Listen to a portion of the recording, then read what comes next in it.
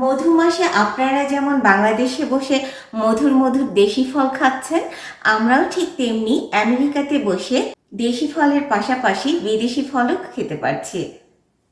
আজকে বাজার থেকে এই যে দেখুন রামবুটান নিয়ে এসেছি।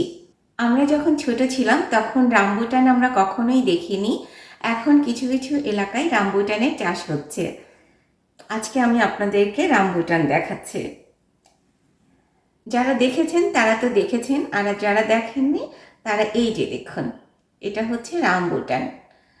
রামবুটানের টেস্ট অনেকটা আমাদের দেশের লিচুর মতো, তবে লিচুর মতো এই ফলটা অতটা রসালো হয় না। এই ফলের টেস্ট অত্যন্ত মিষ্টি। আমি আপনাদের একটা খুলে দেখাচ্ছি।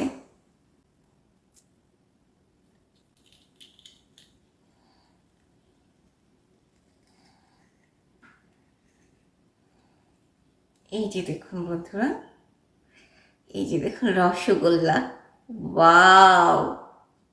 আর এটা খেতে অত্যন্ত মিষ্টি।